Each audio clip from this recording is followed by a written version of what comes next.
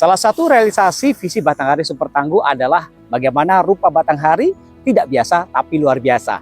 Nah, ini pemirsa adalah ranah dari Dinas Lingkungan Hidup Kabupaten Batanghari. Kita akan langsung berbincang dengan Kepala Dinas Lingkungan Hidup Kabupaten Batanghari, Bapak Billy Agzaiman SIP. Langsung kita temui beliau.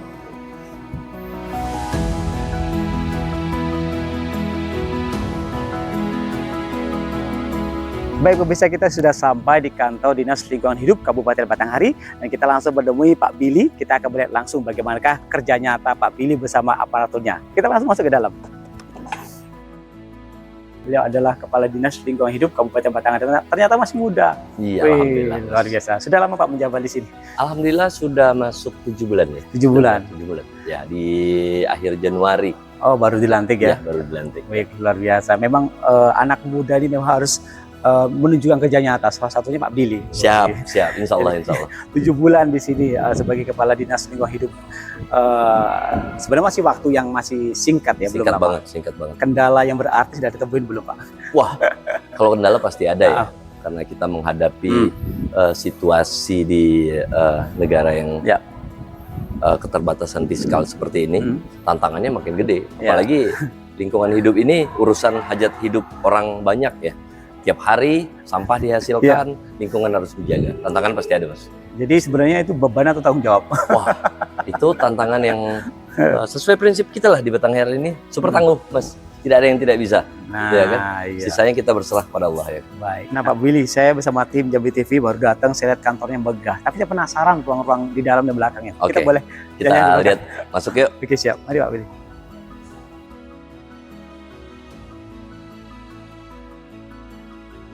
Baik Pak Billy, ini halaman belakang. Apakah ini RTH-nya DLH? Oh ya.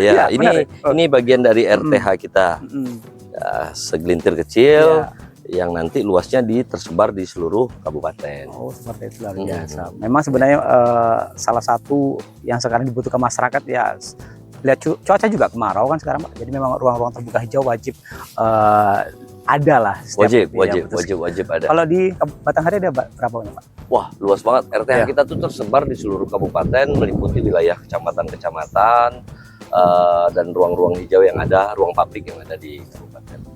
Yang paling penting itu kita di sini tuh ada Tahura, Mas. Kita ada hutannya, Taman Hutan Raya Sultan Taha Saifuddin. Terus kita yang sekarang lagi kita gencar untuk menanam pohon lagi. Jadi kewenangan DLH di Tahura itu lebih mengawasi atau memang langsung terjun? Semuanya. Kita memonitoring, mengawasi dan mengevaluasi semua agar kembali ke dalam fungsi hutannya.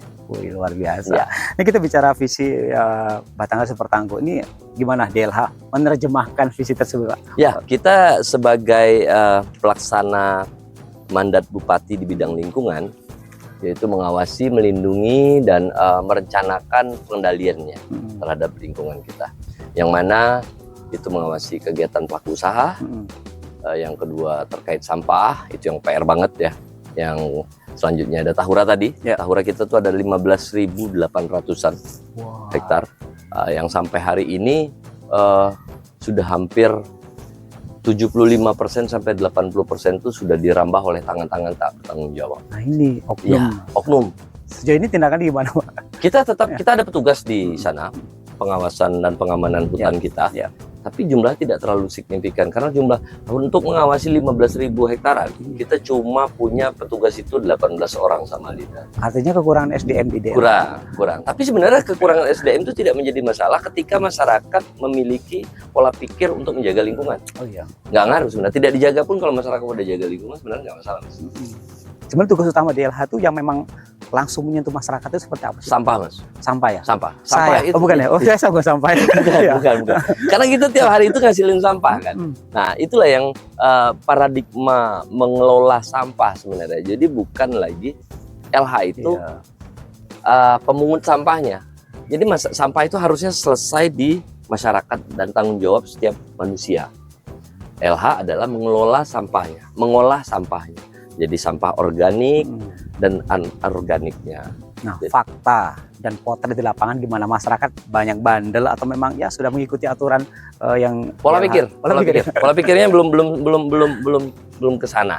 Jadi paradigmanya masyarakat tuh nganggap tumpuk sampah LH yang ngumpulin sampah. Tukang pungut sampah. Mindsetnya harus berubah. Sebenarnya masyarakat tuh harus mengelola sampah di dirinya masing-masing, di rumahnya masing-masing, di tempatnya masing-masing. Iya, LH baru mengambil yang residu-residu yang tidak bisa diolah masyarakat, baru kita olah. Gitu. Oh, luar biasa. Kita ke ruangan lain, Pak ya. Oke, siap-siap.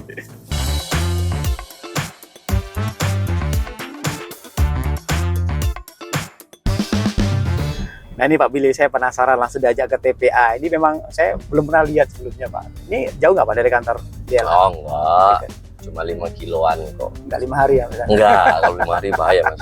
Jauh kita buang sampah. Tadi beberapa saya lihat keliling-keliling gedung ada beberapa bagian. Di sini kalau DLH sendiri bagiannya apa aja Pak? Bidang-bidangnya Ya, gitu bidang-bidangnya betul. Kita tuh ada bidang persampahan, ada bidang tahura tadi, ada bidang tata lingkungan, dan bidang pengendalian pencemaran lingkungan, kerusakan lingkungan. Nah, kalau di sebelah kiri kita ini ya UPTD Laboratorium Lingkungan. Ini labor lingkungan ini kita. satu. Ya, satu ini. Tapi nggak satu kantor ya?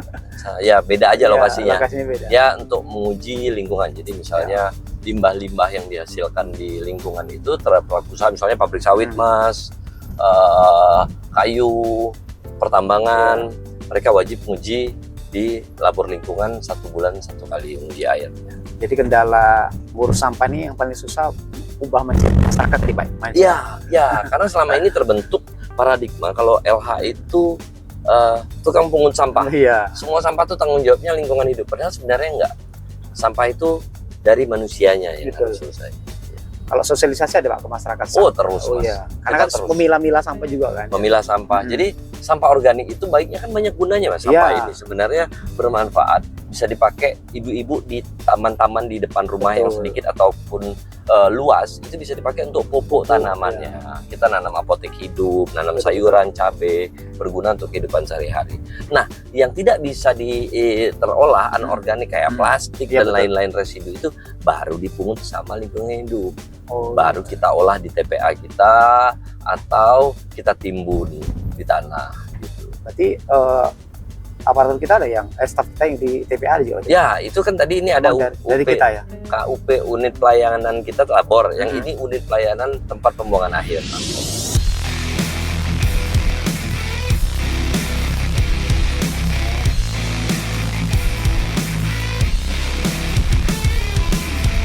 Kita sampai Pak Billy TPA. Aroma seperti biasa Pak ya. Wah, ini aroma surga ini. Ini bisa ceritain Pak Billy alur cerita lah berkatakan dari limbah masyarakat rumah tangga akhirnya sampai ke TPA ini alur gimana Pak? Ya, pagi itu petugas kita kan sudah tersebar di titik-titik di kabupaten ini. Jadi mereka start subuh, mereka jalan sampai siang dan mulai ditumpuk ke sini. Sampai di sini petugas kita yang di sini ngerapikan. Karena TPA kita ini sistem kerjanya adalah control landfill. Jadi control landfill itu adalah kegiatan sampah yang datang itu ditutup menggunakan tanah yang sudah disediakan. Dan ini salah satu contohnya Pak? Ini salah satu contohnya. Ini memang wajib, maksudnya mereka sampahnya bukan dibakar atau? Oh nggak boleh. Sampah nggak boleh dibakar. Jadi ditimbun seperti ini Pak ya? Ditimbun di sebelah sini. Jadi dia ada tiga lubang. Namanya landfill. Landfill A, landfill B, landfill C. Di bawah landfill itu ada namanya membran. Membran itu yang untuk memfilter sampah-sampahnya ke tanah.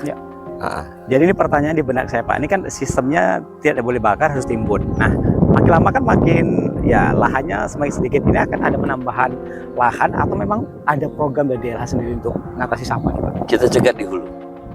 Kita cegat dari masyarakat. gimana caranya keberhasilan LH itu semakin sedikit sampah terangkut, itu berarti kita berhasil. Jadi lama-lama sampah itu selesai di rumah tangga, itu targetnya. Jadi di rumah tangga udah bisa ngelola sampah sendiri, yang residu-residunya baru kita bawa ke sini kita tuh. Jadi makin lama makin dikit. Suksesannya bukan makin banyak sampah, adalah makin dikit sampahnya, sampai nol sampah, zero waste. Artinya volume sampah di Batanghari makin berkurang ya sampai Iya, sini. iya, targetnya nol. Jadi program itu memang sudah jalan sekarang. Nah, yang di sini nanti kita lakukan pengelolaan dan pengolahan di sini. Nah, itu mungkin nanti masuk ke program-program kita ke depannya ya. Oh, luar biasa. Nah, kalau bicara ini kru dan juga mungkin armada sejauh ini cukup. Ini kan baru 7 bulan ya, Bapak. Dari pandangan Bapak sendiri, menurut Bapak cukup atau? Kalau mengatasi luasnya Kabupaten Batanghari ini pasti masih kurang ya. Tapi alhamdulillahnya balik lagi ke visi misi Bapak Bupati tadi. Alhamdulillah sampai hari ini super tangguh aja sih teman-teman. Tetap tangguh walaupun. Jadi kita maksimalkan aja. Pokoknya kita maju terus dengan segala kekurangan, dan karena kondisi kekurangan itu pasti ada di setiap instansi pemerintahan ya. Tapi kita maksimalkan aja. Bagaimana? Nggak bisa kita angkut sendiri, kita coba dengan swadaya masyarakat. Nggak bisa masyarakat kita paksakan lah, bahasa kasarnya masyarakat tuh ngolah nih, jangan sampai kita angkut di daerah yang itu mungkin mobil sampah atau angkutan kita nggak sampai. Oke, tadi kita simpulkan di awal sebenarnya kru kurang, armada kurang. Apakah balik-balik ke masalah anggaran? Sekarang kan memang efisiensi kan, Pak? Iya, kalau anggaran itu klasik. Tapi buktinya kenapa di daerah lain bisa kita enggak kan kayak gitu. Kita harus bisa lebih baik. Ya. Karena kita daerah yang super tangguh cuma kita sendiri sih. Sesuai visi. Iya, sesuai visi. Ada nggak ada anggaran tangguh. Pokoknya kita angkat gitu loh kan. Kita angkat.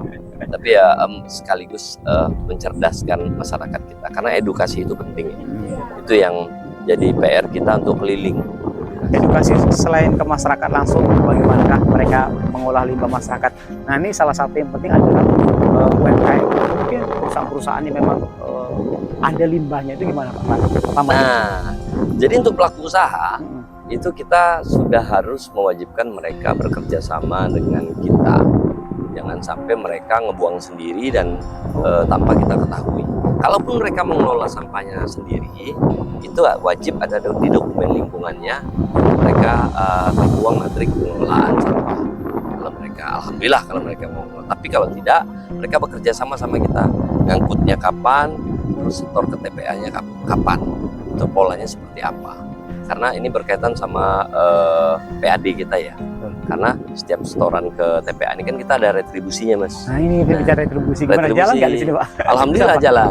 Kita lagi nge-up sekarang ini retribusi. Selama ini kan manual. Tugas kita mungut dari pelanggan-pelanggan kita. Sekarang kita mencoba mengintegrasikan ke dalam rekening PDAM. Jadi sekalian aja bayar di situ. Sekarang kan sudah cashless ya. Jadi maksud saya mencegah suzon masyarakat juga kalau ini ada pungli atau enggak, udah bayar aja lewat PDAM. Artinya retribusi jalan, tapi pengawasan gimana Pak? Apakah memang benar-benar retribusi itu memang untuk yang ngurus sampah? Iya, berbalik. Kita ini kan baru mulai nih, baru 2 bulan retribusi integrasi ke PDAM. Janji pemerintah kita kepada masyarakat, kalau pelayanan retribusi ditingkatkan, kita juga balik untuk sarana prasarana kita kok, nggak kemana-mana. Gitu. Jadi cashless itu mencegah pungli lah. Kalau bayarnya cash kan riskan ya Mas. Jadi era digital karena memang udah dilacak, Pak. Kita aja bayar QR kan. Iya betul. Kan. Tapi ada nggak keluhan dari masyarakat tentang ya pengambilan sampah yang punya telat atau? Pasti. Karena proses pelayanan masyarakat ini aja kita cemberut aja masyarakat komplain. Iya kan. No viral no justice kan sekarang. Tapi ya kita istiqomah aja karena ini semua adalah niat baik ya, niat baik. Saya nggak masalah dengan teman-teman di dinas LH kita dikomplain. Kenapa ngangkut sampai PDAM ini telat? Ya kita tahu keterbatasan kita tidak bisa mencakup setiap hari. Mungkin ada daerah yang bisa tiap hari, ada daerah yang agak pinggir, mobil kita mungkin baru rutenya 2 hari. Nah, yang hal-hal minor seperti itu yang pasti saya tiap hari itu pasti dikomplain sama masyarakat. Pasti. Kabit saya aja nih lagi ngadepin masyarakat nih. Ya, gitu ya. Nah, kalau bicara ada program Pisel untuk Provinsi Jambi termasuk Batanghari ini progres gimana Pak? Ya kayaknya ini kita ngikut pusat ya, Ya. kita ngikut pemerintah pusat dan provinsi. Kemarin udah dikumpulin, tapi kayaknya masih running ya, belum jalan juga. Soalnya mereka harus bangun pembangkitnya kan, ngumpulin ke sana, bagaimana mekanismenya belum ada detail sih. Nah kalau sampah sendiri pada momen-momen tertentu nggak sih biasanya volume naik Pak? Ada event mungkin seperti itu? Oh Biasanya ada iya, event, iya. apakah dari DLH juga langsung ikut terjun ke lapangan? Pasti. Kita di semua lini dan semua sisi kegiatan di kabupaten tuh, dari Muhammad Musabakoh Tilawatil Quran atau lagi event-event road race atau event apa aja lah, itu udah pasti volume sampah meningkat. Tapi daily itu aja di pasar itu sudah sampah organiknya udah banyak. Makanya kita edukasi gimana caranya nggak buang-buang sampah organik, karena sampah organik ini jahat ya sama besi aja kalah gitu. Mobil kita tuh bisa keropos gitu kalau sama sampah organik, sampah sisa makanan maksud saya. Luar biasa pilih. Ya kita ke tempat lain Pak. Ya. Oke, siap.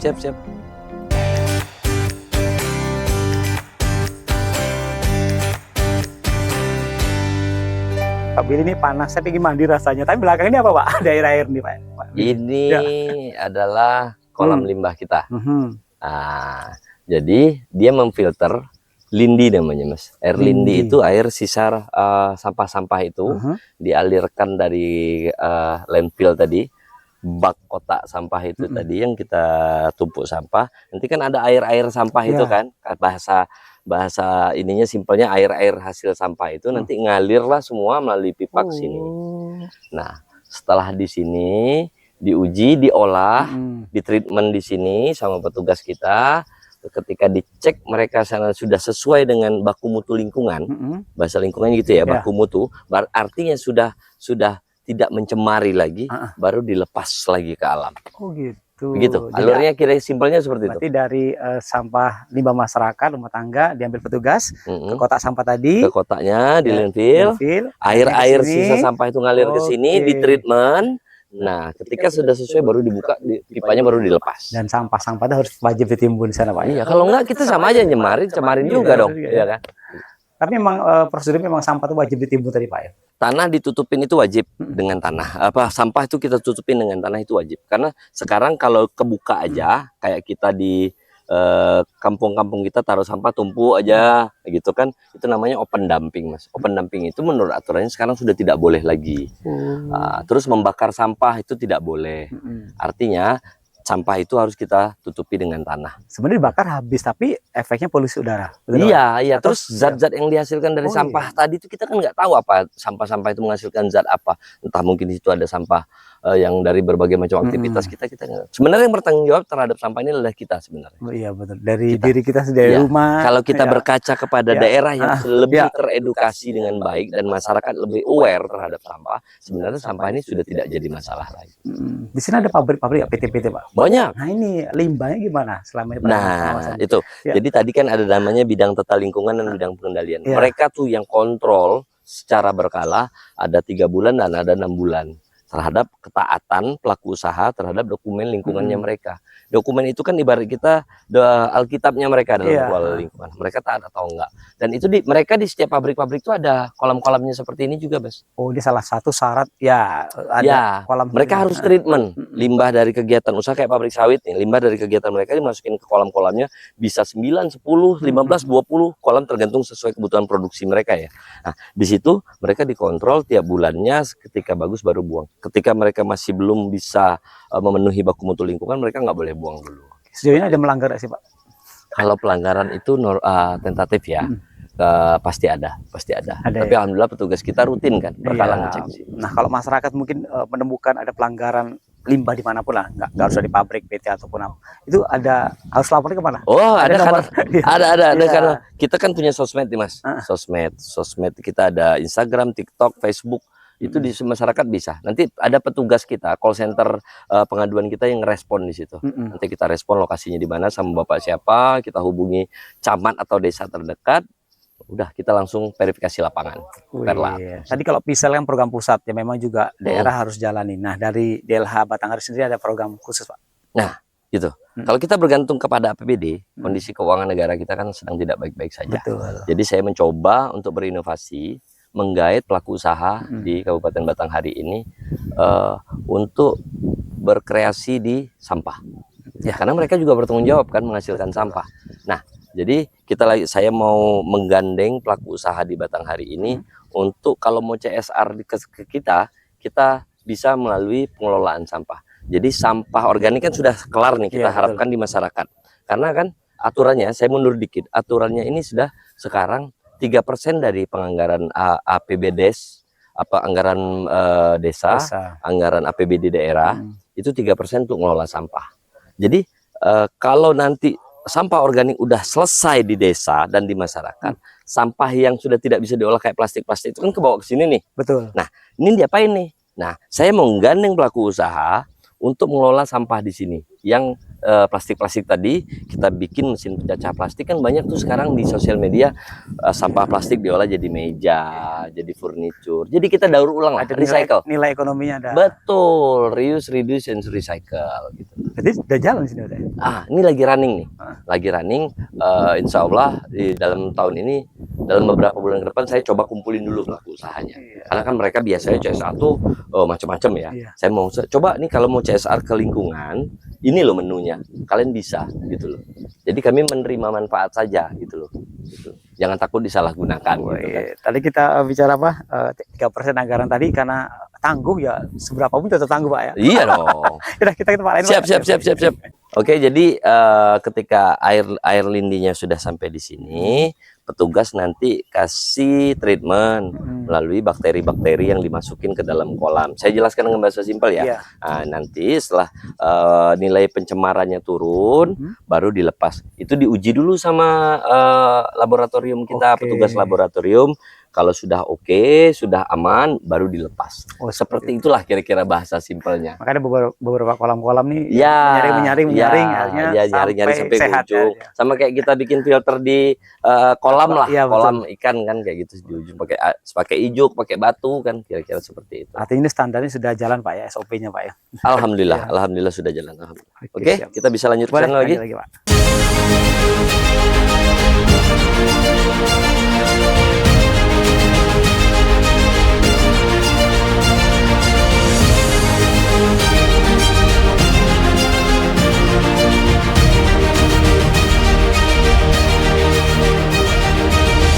Pak Billy udah seru, jalan-jalan ke TPA udah, terus tadi tempat limbah pengolahannya juga sudah. Nah sekarang kita masuk salah satu RTH. RTH kita ya, rumah adat. Nah ini ranah dari DLH juga untuk mengawasi dan sebagainya. Ya. Tanggung jawab kita tuh satu kabupaten, satu kabupaten pokoknya. Nah kalau di Batanghari ini ada bank sampah nggak sih Pak? Ada, di kantor kita ada ya? bank sampah. Jalan masih aktif ya?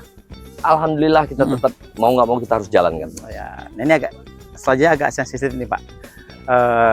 Kita kerja pasti dinilai. Nah, DLH sendiri ini menilai siapa Pak? Seandainya kita mungkin tidak sesuai prosedur, tidak sesuai SOP, nah akan ada sanksi. Itu bagian siapa yang bisa memberikan seperti itu?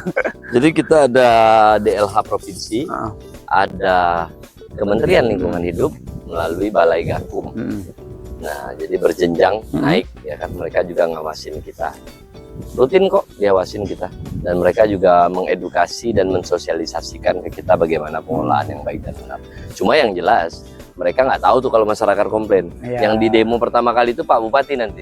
Jadi kasihan Pak Bupati kalau yang nggak kerja kita, Pak Bupati yang kena nanti.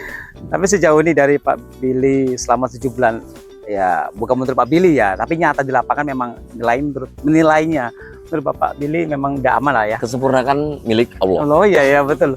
Kesalahan milik manusia. Ya, kesalahan punya manusia. Yang penting kita maksimalin aja. Kita ikhtiar semampu-mampu dan semaksimal-maksimalnya aja. Saya tahu, saya dan teman-teman tim ya, saya dengan tim saya di Dinas Lingkungan Hidup ini pasti punya niatan yang baik. Dan anggota kita tuh 300 orang loh. 300 personel ya? Saya tidak bisa selesai dengan seorang Billy cuma. Ya, ini tim-tim saya ini semua. Sebenarnya kami itu sama, tidak ada bos, tidak ada anak buah. Kita satu tim, cuman tugasnya aja yang berbeda-beda. Saya yang kebagian tanggung jawab, mereka yang kerja. Nah, Tapi saya melihat sosok seperti Bapak ini memang salah satu wajib dicontoh. Artinya tadi membaur, ngobrol sama teman-teman di sini ini luar biasa nih Pak. Itulah selalu ditekankan. karena adab kan harus di atas segala-galanya. Ini kan cuma nggak dibawa mati, Mas. Betul. Ya, jadi adab. Mereka ini kan sama kayak seumuran sama orang tua saya, kakak saya. Jadi teamwork lah. Jadi saya tidak pernah menganggap saya bos, mereka anak buah. Enggak, Iya. kita tim. Cuma kebetulan saya yang sopirnya aja, mereka Nakoda, yang di nakoda, belakang, nakoda. nakodanya saya gitu. Jadi memanusiakan manusia lah Mas, kayak gitu. Karena Pak Bupati juga selalu berusaha. Pak Bupati walaupun dia bupati ketemu yang lebih tua 2 tahun aja dia cium tangan kok Mas. Oh Iya. Sama, saya juga gitu. Apalagi saya di Eselon 2 ini hitungannya saya paling muda ya. Iya. Saya paling muda. Jadi saya tetap gitu menghormati yang lebih tua. Karena itu tidak harus siapapun manusia harus seperti itu. Ada kita orang timur kan. Iya. Ini bicara Batanghari, visinya kan luar biasa, Batang super tangguh. Tapi kata tangguh ini menurut pandangan Bapak ya, ini pantas nggak sih untuk kondisi sampah di Batanghari? Apakah sudah cukup atau belum? Kita mulai dari diri kita dulu. Kalau kita menyuruh orang berbuat baik, artinya kita harus mencontohkannya lebih dulu. Agama pun mengajarkan seperti itu kan. Jadi kami dari pemerintahan dulu, dinas LH, dan saya himbau ke teman-teman dinas lain juga, kita dulu mulai jadi contoh dong untuk masyarakat. Nanti masyarakat ngomong kalian aja nggak begitu ya. Jadi kita dulu deh. Nah, sambil pelan-pelan kita masuk ke masyarakat. Nah, iya siap. Pak Billy kan baru 7 bulan ya sebagai kepala dinas DLH. Apa sih yang perlu dibenahi ke depannya? Rencana kerja mungkin ya merubah Batanghari lebih tangguh lagi ke depannya. Gimana Pak? Ya, itu balik ke SDM-nya ya. Ya. Kalau kita sudah sanggup secara mental manusianya person to person, sarana dan anggaran itu cuma ngikut doang kok, dukung itu. Jadi kalau ada duitnya baru bisa kerja, itu semua orang bisa. Tapi kalau mentalnya udah bagus dan tangguh duluan, dia pasti bisa kasih contoh yang baik. Dan itu selalu ditekankan oleh tim Bapak lah. Ya, Pak Bupati udah Pak Bupati udah menekankan seperti itu, dan saya menekankan ke teman-teman tiap hari kayak gitu. Jangan takut buat salah, usaha aja dulu. Ya, betul. Usaha aja dulu. Kita bersihin dulu minimal 300 orang yang ada di DLH ini, di rumahnya nyontohin, tetangganya ngelihat. Itu dulu deh. Iya, Orang LH dia jaga lingkungan. Ya, jadi dia sosialisasi dari 3-4 rumah di sekitar dia aja dulu.